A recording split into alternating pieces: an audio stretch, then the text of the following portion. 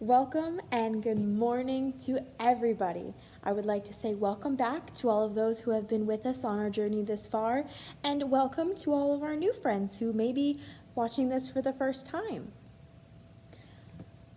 I have some questions for you to start off with today, and I'd like you to answer with the very first thing that comes to mind. So whoever you're with, mom, dad, siblings, aunts and uncles, grandparents, whoever, and you can all do it together. So, first question. Who is always there for Minnie Mouse? Who is always there for Iron Man?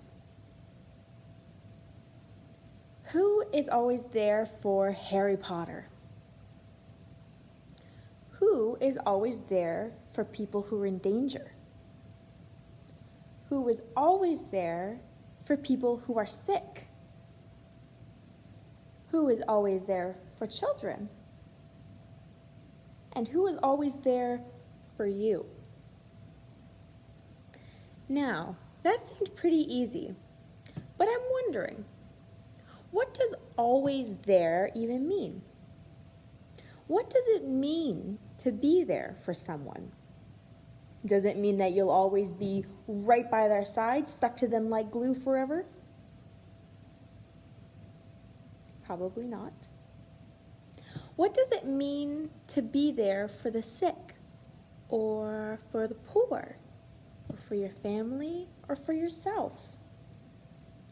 Another way of saying this is being present with someone. If I want to be present with a friend, I wait, I listen, and I ask how I can support them best, no matter what it is that they're going through. Today, we are going to be present with each other. We're going to take a few seconds of silence to be with one another.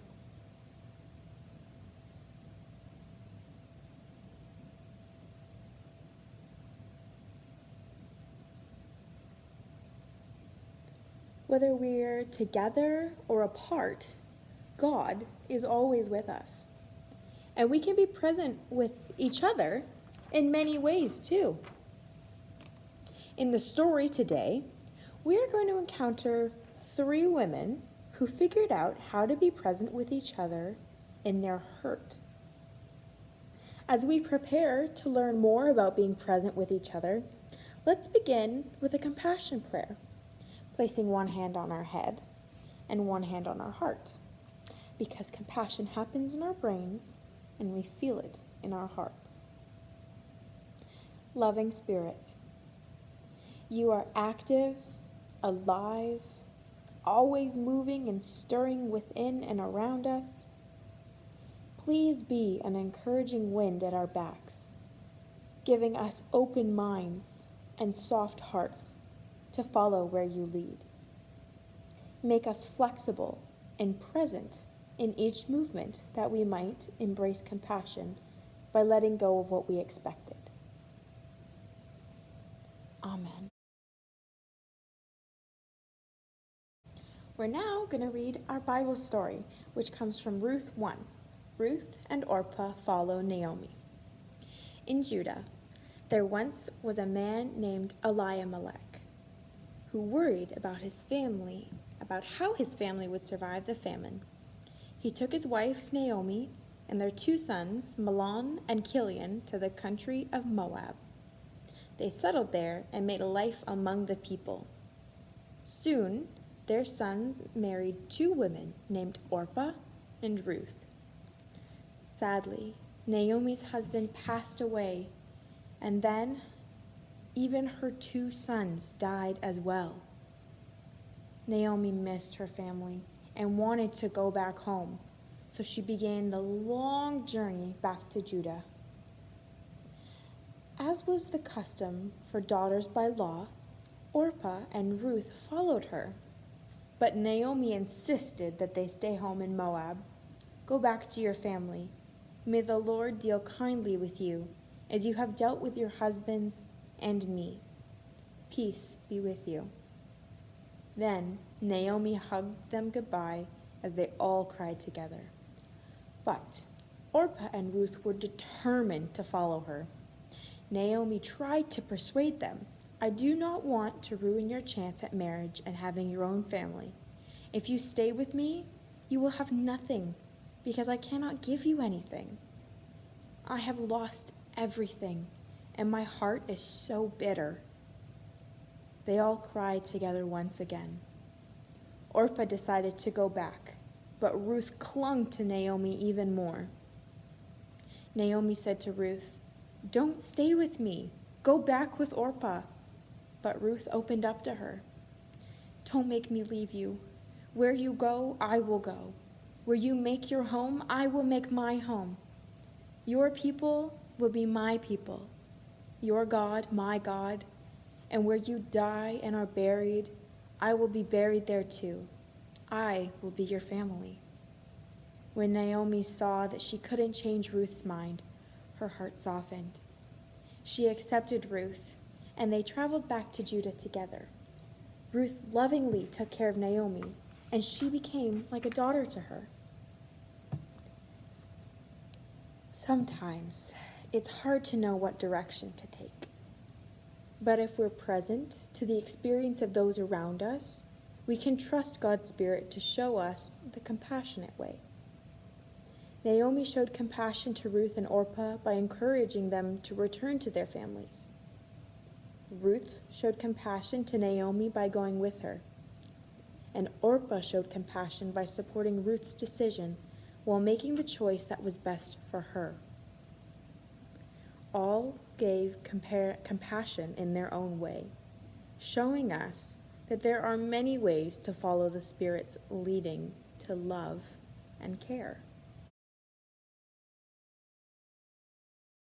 We are now going to do our question activity where I'm going to ask some questions, and I want all of you to talk to whoever it is that you're with, whether it's siblings or parents or other family members or maybe even friends. Just listen to the questions, and everyone there, I would like to answer these questions in the best way that they can. And I want you to be present in listening to each other and how they interpret this question and what their ideas are. So I will be coloring the Along the Way coloring page, and I'm going to ask some questions. How does compassion help us to be present? To me, I think that compassion helps me to be present because I can see when people are hurt or in need of help through my compassion, and it helps me to be present in that I care for them, so I want to listen to them, whatever it is that they may be feeling. What do you think it means to be with people in their hurt? Is it kind of like compassion in that you see that they're hurt, and maybe you've experienced the same kind of pain before, so you kind of have an idea of what that pain feels like, whether physically or emotionally?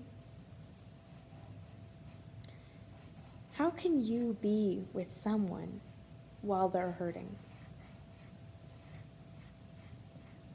There are many different ways that you could do this, and it is completely up to you. And what's interesting is that I'm sure all of you thought of something right away that you do, whether it's an activity or something like that, to help people who you know who have been hurt before, to help them get through it. Maybe you like to bring them some kind of treat, like maybe you have a batch of cookies that you could give them, if that's how you show your care. Maybe you offer a listening ear and you have a conversation with them and let them talk to you about how they're hurting, remembering to be present and listening attentively to what it is that they're saying. Because sometimes people aren't looking for you to solve their problems.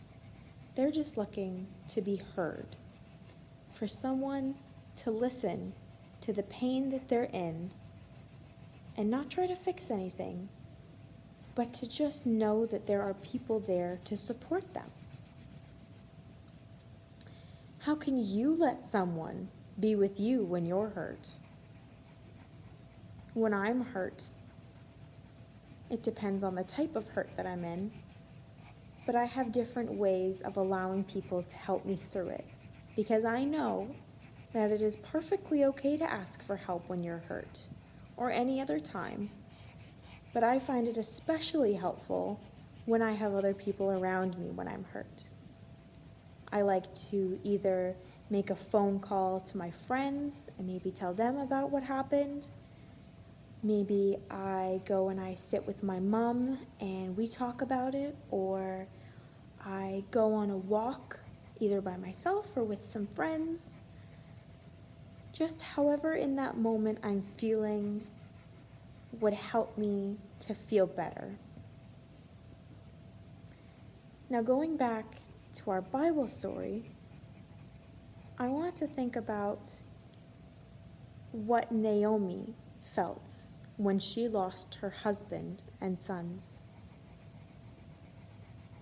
I'm not sure how many of you, or if any of you, have ever lost somebody very close and special to you for any number of reasons.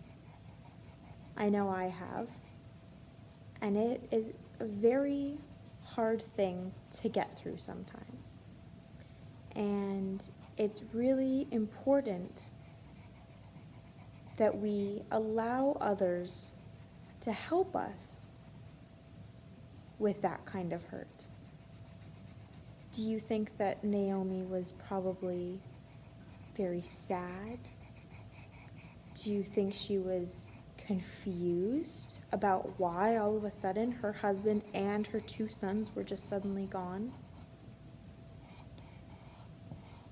She could have been in denial, saying that no, that's not what happened and they'll be coming back.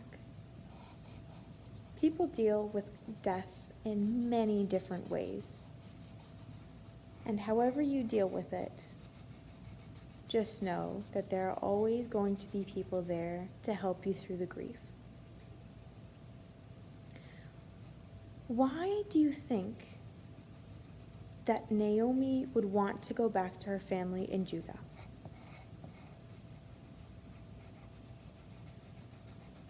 Did she want to go back because she missed the food there? Or maybe because she was grieving, she wanted to be with people that she knew loved her so much, and they would help to take care of her in this state, which we've already talked about as being very important, to allow others to help you ease your pain and the burdens that you carry. How did Orpah feel when she went back to her family? Do you think she was feeling guilty for leaving Naomi? Do you think that she was excited to go back? Do you think she maybe didn't feel guilty because she knew that Naomi didn't want her to be a burden to her? What kind of emotions and things do you think that she felt when she went back to her family? And maybe what are some of the reasons why she went back to her family?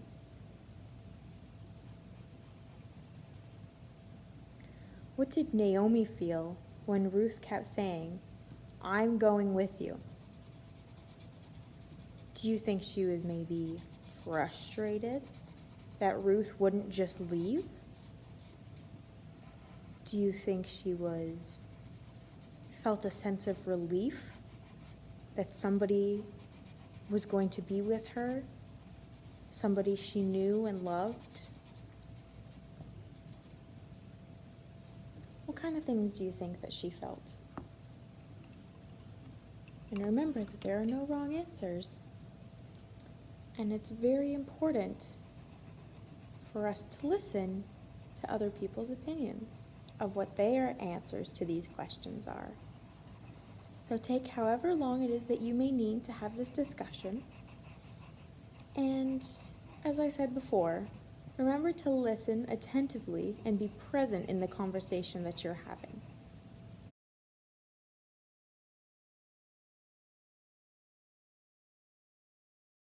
We are now going to do a bit of an activity. So, talking about how we can be present, one of the ways that we're present with one another is by listening carefully. I'm going to read you a story, and you are going to listen for the details of this story. If you listen fully and are present while I'm reading the story, I'm wondering how many details that you can remember. We are going to show our excellent listening skills by listening to my story, and then you're going to, when I'm all done, draw what you remember. So, I had a long day today. I was eating breakfast this morning, and at the breakfast table, when my dad came in and said that we would be leaving in 15 minutes to run some errands, I did not want to go. I wanted to sit at the table, finish my cereal, and play with my pet lizard, Vanessa. I was feeling very frustrated. But I got into the car with my dad, and we made our first stop at the grocery store to pick up some toilet paper, another box of my favorite cereal, and coffee for my dad. I also asked for an apple, and my dad said yes. Then we put our groceries in the car and headed to the post office. Sometimes the post office is fun because I get to pick out the stamps, but today there was a long line, and I did not want to be there. My dad said it was very important, though. He held 2 boxes in an envelope while we waited in line. I felt compassion for him, so I offered to hold something. He gave me the smaller box and said thank you. Then we had to go to the dentist. My dad needed a cleaning, so I had to sit next to him and wait. I read a magazine about lizards, and I ate my apple. The dentist said that apples are good for your teeth. Finally, my dad said, "Thank you for being present with me today. I have a question. Where would you like to go?" And I was so excited, I knew exactly where I wanted to go. There's a park that's by my house, and it has an amazing climbing tree. So my dad took me to the park so I could climb the tree and play for a while. He even climbed up with me. It was a long day, but I'm glad that we spent it together. The end.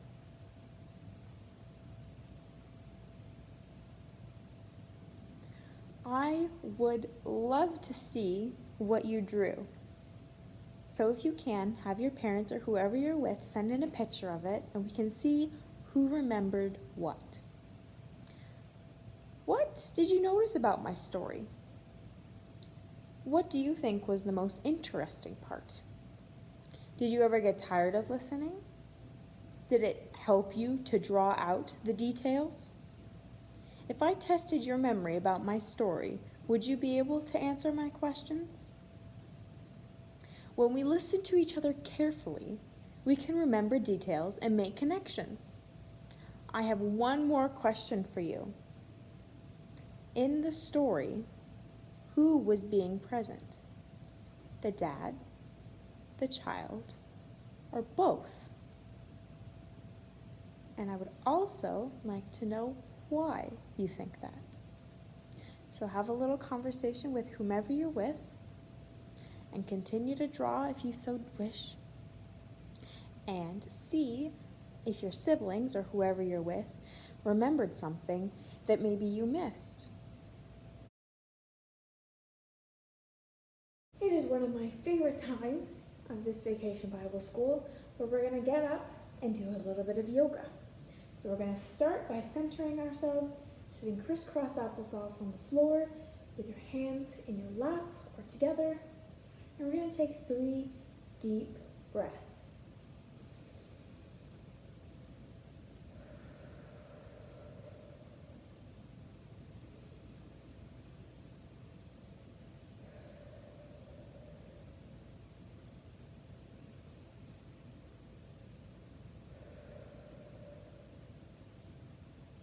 Awesome.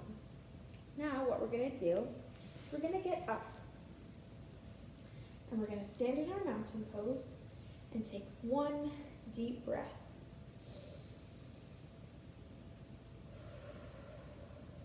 Just preparing yourself to get moving with our yoga poses.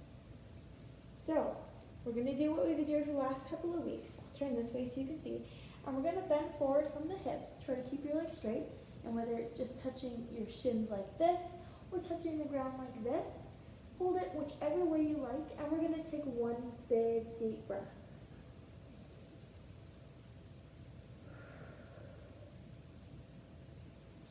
So now we're going to kind of separate our feet out like this into a V with our hands on our hips. And what I want you to do is I want you to bend your right knee or your left knee, whichever you prefer to do first. And we're going to bend it like this, and you can keep moving your legs out if it's still too close. And I want you to put your right hand on the floor and reach the other one up over your shoulder like this. And then touch it down to the ground like this. And then put it straight up. Keeping your left leg straight and your right leg bent. And we're just going to hold it like this for 1, 2 deep breaths.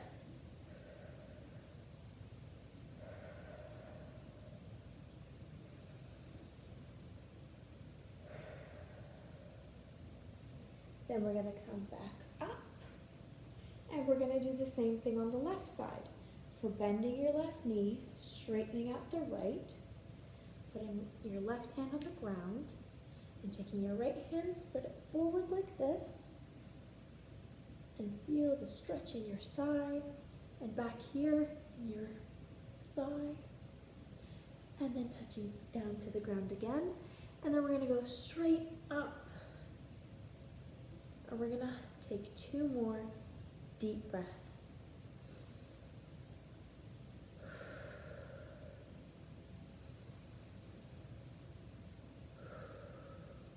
Now, yoga is all about balance, so maintaining this can be difficult sometimes, but you just need to try your best. Now we're going to drop both of our hands to the middle and come up, and then bring our feet back together, and then palms down. We're going to take another deep breath.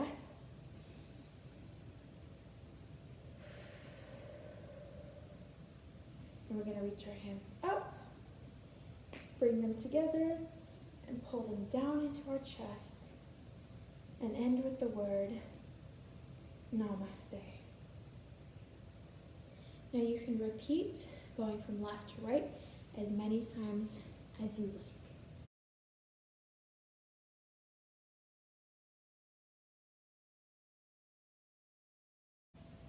We're now going to do a bit of a craft. So, since it's hard to be physically present with others because of physical distancing, we can be spiritually present with others by leaving signs of hope or encouragement in our yards. The surprise of seeing a simple word or picture of hope can fill us with the encouragement and help us to keep going on our way. So what I want you to do is, in whichever way you choose, I want you to do the same kind of thing. I want you to either paint a rock or make maybe a Bristol board or just a piece of paper somewhere that you can hang it up, maybe in a post office, some kind of poster like that. You could draw with sidewalk chalk on the sidewalk outside your house or in your driveway. However it is that you want to do it is completely up to you and what resources that you have to be able to do whichever kind of activity you'd like. I just want you to show that you have compassion and you are continuing to be present in the community by helping out, by just offering a kind, encouraging, hopeful word, whether it's a quote from somebody that you love or it's just something that you've come up with. No matter what it is, just like when we did our letters, it is completely up to you how you want to do it, but each and every one of you has an amazing imagination and can probably come up with a million more ideas than the ones I've just told you that you can do. And you will come up with something amazing, and I'm absolutely sure of that. Whether it's, as I said, painting a rock, coloring with chalk on your driveway, or maybe something I haven't even thought of. You are all amazing and wonderful people, and you are full of kindness and compassion. And it's really important, especially in times like this, to show how special and thoughtful and caring that you are. So, I hope you enjoy figuring out how you want to show how compassionate and kind and caring you are, and have a good time making whatever it is that you choose to make. I'm excited to see what all of you have come up with.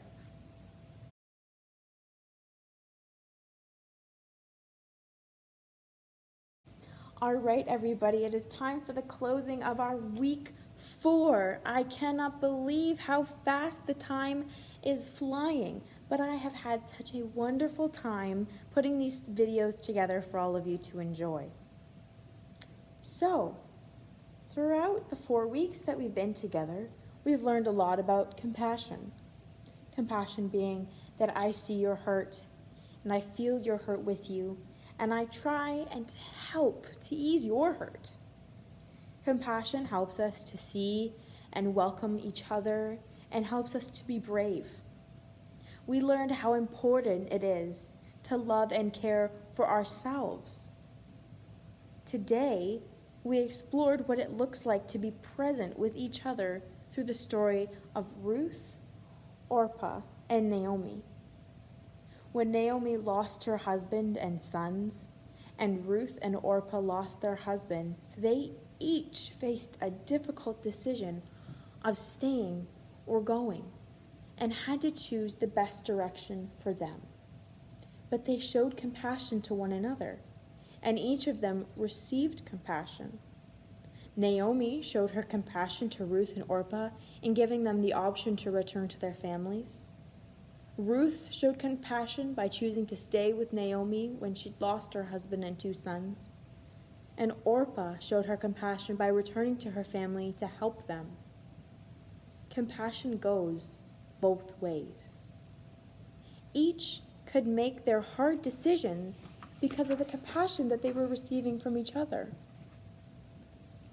Ruth, Orpah, and Naomi have shown us what we've learned so far about compassion. Seeing one another, being brave, trusting, and listening to our hearts. They show us what compassion looks like when we're present with people we encounter along the way. When I am open and present with someone, I wait with them, I listen carefully to them, and I ask how I can support them best. When we show up for people like this, we give them compassion. And when people show up for us like this, we receive compassion. These 3 women shared compassion in a hard situation and showed us how we can give and receive compassion too. We're now going to close in the same way that we opened today, placing a hand on our head and a hand on our heart, because compassion happens in our brains and we feel it in our hearts. Loving Spirit, you are active and alive, always moving and stirring within and around us. Please be an encouraging wind at our backs, giving us open minds and soft hearts to follow where you lead. Make us flexible and present in each moment, that we might embrace compassion by letting go of what we expected. Amen. I am so excited to say that next week will be our last gathering together, and I hope it's the best, and I hope that so far you guys have enjoyed these videos.